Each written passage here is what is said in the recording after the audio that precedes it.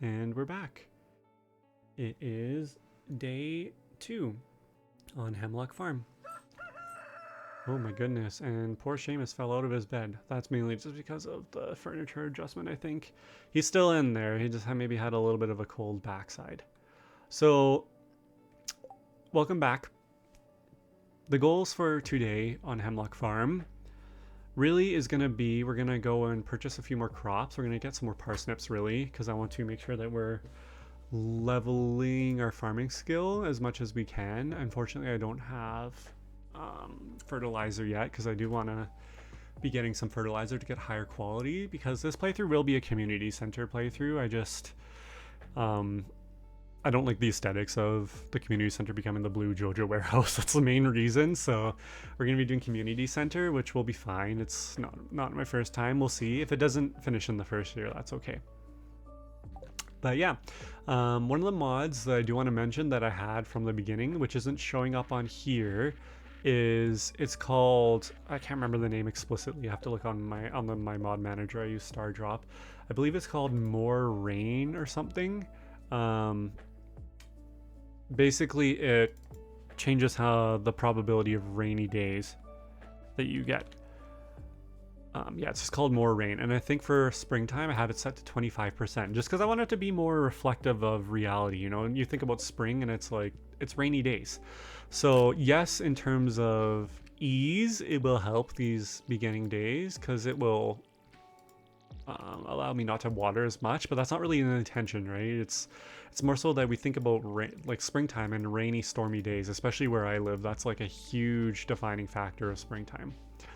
I saw that we have the rain icon here, which is, you know, the day 3 rain that we always get, but it just reminded me that I wanted to mention that to everyone, is that you may see more rainy days, and that is intentional. There's a mod doing that, and I have it set up for springtime, summertime, and fall time. I think they just bumped up the days a little bit just because I'm always upset when it doesn't rain as much in this game, and I love the rain in the game. All right, we got a letter from our fisher friend. Hello there. Just got back from a fishing trip. You should come down to the beach sometime. I've got something for you. Willie. This is really nice. You know, this is something that doesn't happen at all, at least where I live anymore, that you're the new person on the block and they're like, hey, nice to meet you. Let's hang out, you know. That doesn't happen, which, you know, again, there may be various contexts as to why that doesn't happen, but I don't know. It's nice. It's nice. And it would be nice if that kind of was reflected more in reality a little bit. Oh my gosh. Thank goodness you can't hoe your crops away. Okay, so that's 10. I don't know how many more parsnips I'm going to want to get. And yes, I'm going to do parsnips just in the off chance I get a few gold ones. I know I could do kale or potatoes or something. And I'm not going to do the spring crops until I get level 1 farming. So basically until these are done in 3 days. Then I'll get the potato, the green bean, and such. Because they'll grow with more than enough time by the time the season's done. So we'll start with that. I'm not going to water it yet because I want to see how many crops I can buy first. And I still want to find an artifact because I want that 250 gold from Gunther. I might alternate how I say that. Gunther. Kidding. More trash. Which, yes, it is very worth picking up.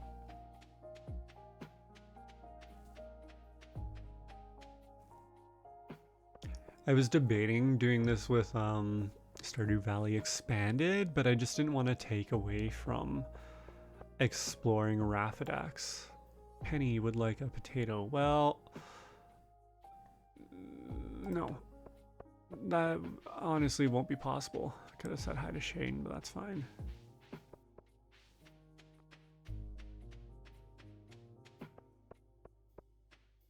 Yeah, I love Expanded, and honestly, I don't know if I can play without Expanded normally. Actually, I've been playing a few playthroughs without it, but I do like the depth that it adds to the game.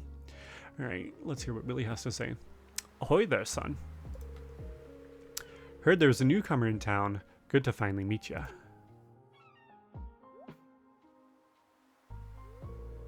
Ah, I'm still trying to unwind from a month out at the salty seas. A month out at seas? Like, I do not come from a coastal area at all. Like, I was been on a cruise once, and I don't know, especially like alone, like that isolation. Holy, I mean, he must enjoy it a lot, right? But I don't know. I don't know if I could be alone on the ocean for a month. That's a long time. Was a big haul. Sold a lot of good fish. Finally saved enough to buy me a new rod. Oh, that's awesome. That's wholesome. Here, I want you to have my old fishing rod. Again, like what a kind, like altruistic soul, hey? It is important to me that the art of fishing stays alive, and hey, maybe you'll buy something from the shop once in a while. True, the art of so many things, like one thing that's been resurging lately, which I've been loving to see, is fiber arts. I work a lot with youth and children, and seeing their interest in bringing back the fiber arts, so like knitting, crocheting, all of that kind of thing. Like they have been really latching onto that again, and that's fantastic to see, because my mom growing up, that's all she did for us. Was she would like, not obviously like knit and sew and whatever, but like just like fixing things and like just having that, you know, like creative artistic side of looking at things and not just immediately going to Amazon to buy something new, which I am very much guilty of, obviously, as I assume many of us are. But you know, there's a merit into really putting your heart into something and keeping it for a while. You know, the sentiment attached to it. Anyways, sorry, let's continue with Willie. Here we go. Good old trusty bamboo pole. Thanks, Willie. Looks sad looking out. There's good water here in the valley. All kinds of fish. Yeah, there's quite a few. Oh yeah, my shop's back open now, so come by if you need some supplies. I'll also buy anything you catch. If it smells, it sells. That's what my old poppy used to say anyway. I may change the actual dialogue a little bit just because I may read it and interpret it a bit different, so I apologize if I don't read it verbatim.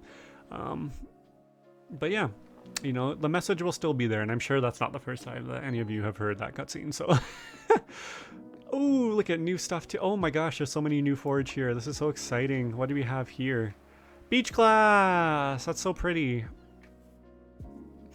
And what is this fun thing? A nem mushroom. See, look at that. We got our first like fungal species here. Strange mushroom that glows in the tide pools and ocean surf. It is often confused for a sea anemone due to the strange protrusions on its cap. Oh yeah, and you can kind of see that, hey? Like sticking out. That's actually really pretty. I like that pink color. That's very neat. +5 fishing for eating. Oh my gosh, and 188 energy, and that's just base quality. What the heck? It only sells for 75 though. Do I hang on to this? I might hang on to this for tougher fish. Holy, +5 fishing. What are you? Kelp. Oh, cool. Large mound seaweed used in a variety of dishes. It is known as kombu. Kombu? Also known as kombu. I wonder what the like culture and linguistic origin of that is. It's so interesting. I also didn't read the sea glass description, I'm sorry. Colorful glass that has been made smooth by the erosion of the sea. Basically as it rolls back and forth on the sand, so to speak. That's like the simplistic way of understanding it. I'm gonna run out of backpack space. I'm gonna have to come back. Red algae, or algae, again depending on where you're from. I say algae. That's kind of the dialect used in my area, my neck of the woods. So it's a beach forage. It's a type of seaweed with a bright red coloration. It is sometimes used culinarily, or it can be used to produce a gelatin substitute known as agar. Oh, that's very cool. From red algae. From red algae. So agar is like used a lot in like biological research, you know, in terms of like seeing what bacteria does. Essentially, you can use it for bacterial growth. It's like a little petri dish with like goo on it that you can incubate, so grow bacteria. And our last thing that we got is a brittle star, a relative of the starfish that pulls itself along with snake-like, that's terrifying, sorry, snake-like arms. And that's a forage. That's interesting. That's not a fish, hey? So for some of these, it said that they're used for, you know, culinary purposes. So I'm assuming, hey Jess, I'm gonna say hi to Jess.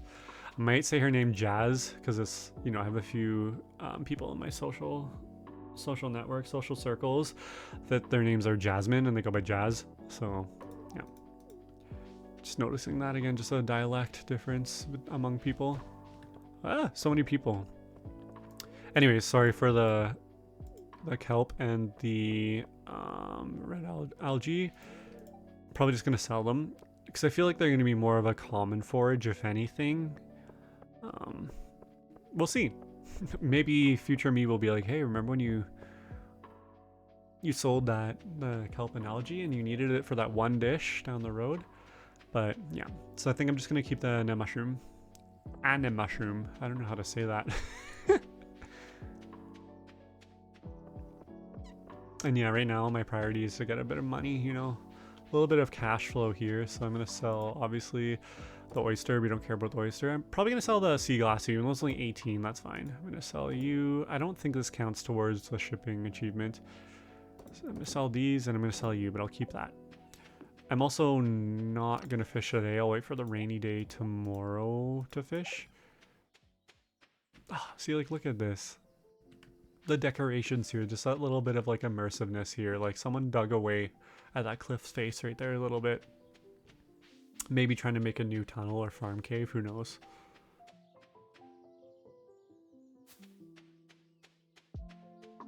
So used to having the little offshoot here with expanded down to Grandpa's shed if you're not using you know, the 2 farm types that are implemented for it. Oh, I got that weird sound again, the pop.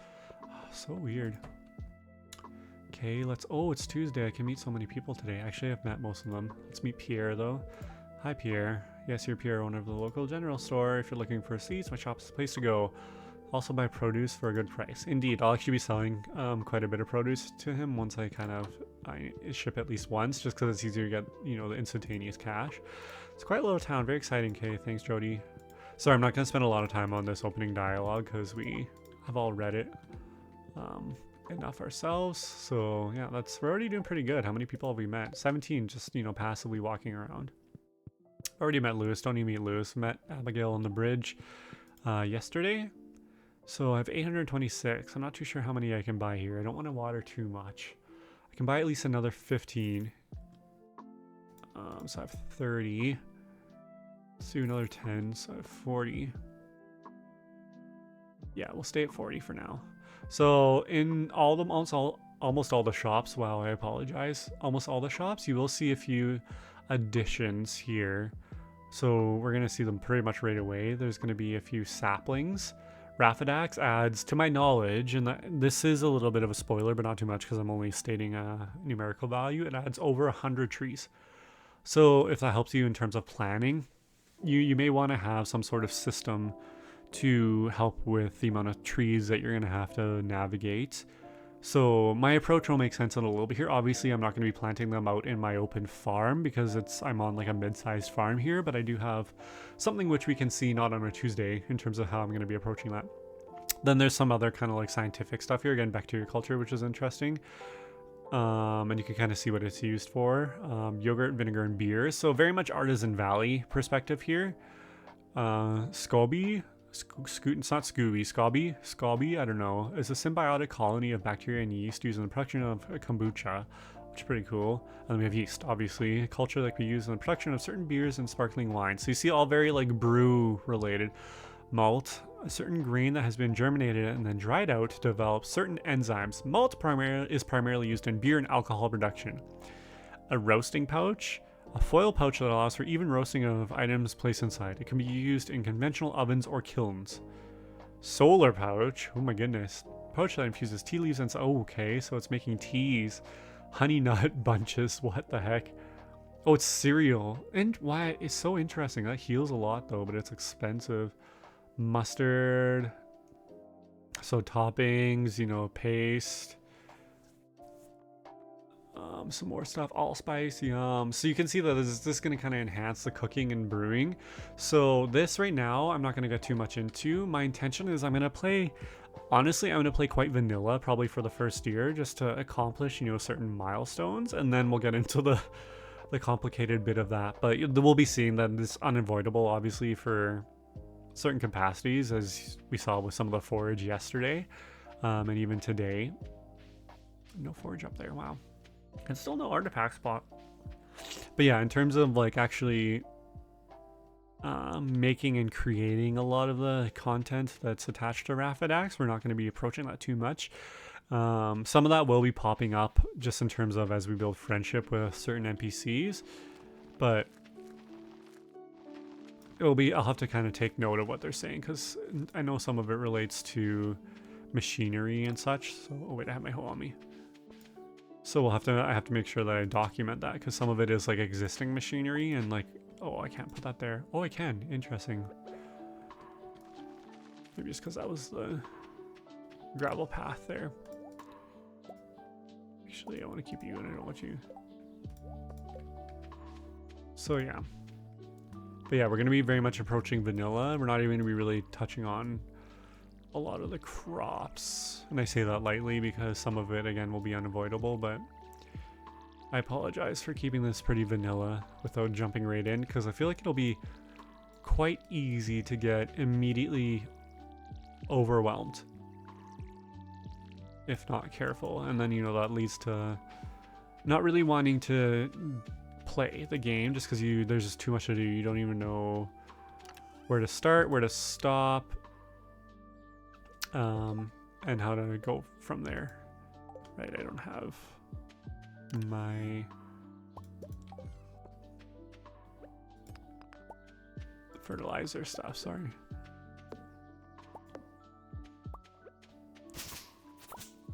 I'm going to be probably cutting down a lot of these grass and weeds. Like, I know it's probably good for letting the weeds populate just so you can get some that have like the mixed seeds and such, but it's fine. We'll get the fiber recipe eventually. There's always a copious amount of weeds in the mines. And I'm going to try and clear up a bit of this debris though, just because it spreads so much, you know. Also, I'm okay allowing for room for the trees to grow and spread. But one thing I do want to show is this offshoot here. So this is up here is how you get to Marnie's ranch, but this is actually an additional portion of the farm, which is a little mini quarry, which is quite fascinating. I bet you that's an artifact. But I came down here specifically just because I want to get a copper so I can get Clint to visit me for the furnace recipe. Not that it's, you know, overly necessary, but it'd be nice having it, especially, you know, day one in the mines when we eventually go there, so that we can just craft a furnace with our findings once we get there. There's nothing down there. Usually that additional quarry has something. I guess I'll get the geode prompt as well. Maybe I will come back here with my hoe just to make sure, even though it'll probably just be clay or something. But I mean, clay is valuable in and of itself as well, so it's no harm. All right, I like this cute little quarry, this little pocket of stuff. And to my knowledge, I think because it's through Farm Type Manager, the things you find there will change depending on your mining level. Just like any other kind of quarry on a farm. That was weird why that was down there. Oh, there's so many seeds everywhere. I need to stop focusing on the seeds and I just need to focus on the weird, why was that down there? There must have been something. What the heck? Wait, oh, I came this way last night. That's why. Day one, I was over here.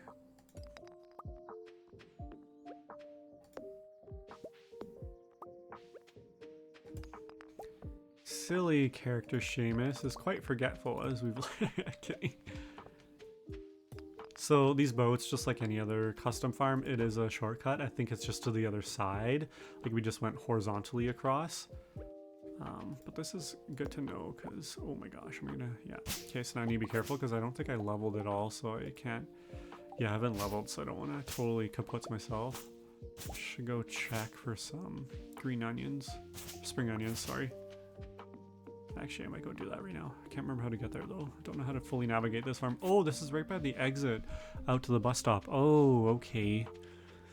Interesting. Yeah, okay, I'm gonna go check for some spring onions and see if there's any additional forage before it gets too dark down there. Because, I mean, I won't be able to see, y'all won't be able to see. Should I eat this daffodil? No, whoa, what the heck? Has it always given minus 25 energy? Am I losing my mind? Oh, because I'm thinking of the dandelion, which gives 0 energy. Okay, well, I'm just going to bring my scythe in because I'm scared I'm going to accidentally hit a tool and then incapacitate myself. Well, rogue wood, I guess, because I have no magnet rings yet, so I need to be in quite close proximity to loot some stuff here. Well, speaking of dandelion, I'll come back for it. I don't think the forage despawns after 1 day. I think it has. I think it follows the 7-day cycle of, you know, the vanilla forage spawn, so... I always forget that Cindersap Forest is much more open in, you know, the vanilla map and not the expanded map. It's not covered in grass and pathing and trees, I guess. There's just like so much more foliage, or like, yeah. Wow, 2 days in a row and there's no spring onions. This is not good at all. It's like the main energy source that I normally go off of. This is not a good seed. It's also another good luck day and I didn't really use it beneficially. Hi Leah, have I met you? You're stuck on a weed. Oh, I have non-destructive NPCs as well, because that just irritates me and upsets me so much when they just walk through something just because you're trying to decorate it. So yeah, they'll get stuck on it and then they'll get a little confused and then they'll just keep walking. Because I don't know, if you think about like real life applicability, like what person sees like a dandelion's not a good case because people stomp on dandelions all the time, but usually people either just step over or around an object. They don't literally just obliterate it, unless they're just, you know, they have something else going on and that's their focus. But yeah, we're just gonna assume that people are kinder in this valley and towards Hemlock Farm, so that won't be a concern. If anything, it'll be me destroying things unintentionally because I hit the wrong key. Yeah. Seamus giving into his intrusive thoughts, right? So this is really neat up here too. I like this. There's a ladder, you can't see it right now, that leads down to the greenhouse over here. I like how the greenhouse is kind of on a platform over here too. This down here, to my knowledge, is kind of like another additional crop field. It's not necessarily where you know, your livestock is gonna be. I think there's a kind of a more fenced-in area because this farm does have implied zones for all of your things, but just like any farm, it's up to your discretion how you want it to play out. Just trying to clear up some space so we can have the trees populate a bit more, because at the end of the day we're going to be very wood hungry. Not at the end of the day, probably in a month or two. Yes, down here to the left, you can't see it. And there is an entrance somewhere in here, but this is like a fenced off area that will be for animals. Can be for animals. I mean, maybe I'll end up putting trees here. Who knows? Okay, it's 10:50 and it's really dark and you can't see and I can't see, so... Oh my gosh, I'm getting stuck on everything and I can't even do anything about it because I will just be too tired. Do an 11 o'clock sitting session at the picnic table. That's one of my favorite things to do when I go out to the mountains. So I live in Western Canada. So I'm very attuned to the Rocky Mountains, but like just seeing the night sky and the starry sky that isn't, you know, totally masked by light pollution from urban centers is just something I think everyone should experience at some point in their life. And everyone can experience regardless of, you know, where you live. But it's something different to see the night sky. Alright, well, I mean, I think that's all I'm going to do for day 2. Again, wasn't the most overly productive day, but I'm in no rush to do things. It's fine. You know, we'll get them done when we get there. But thanks for joining us again. Thanks for joining Seamus, our druidic scholar, on his adventure as he's just, you know, finding his footing in Hemlock Farm in Stardew Valley and discovering all sorts of new biological specimens, really is what it is, because that's kind of a big premise of the Raffadax bundle here, is that it's rooted in ecology, which is really cool coming from someone who has a background in ecology. So thanks for joining me. This was day 2 on Raffadax Farm. No, this was on Hemlock Farm, experiencing Raffadax. see you tomorrow. Goodbye.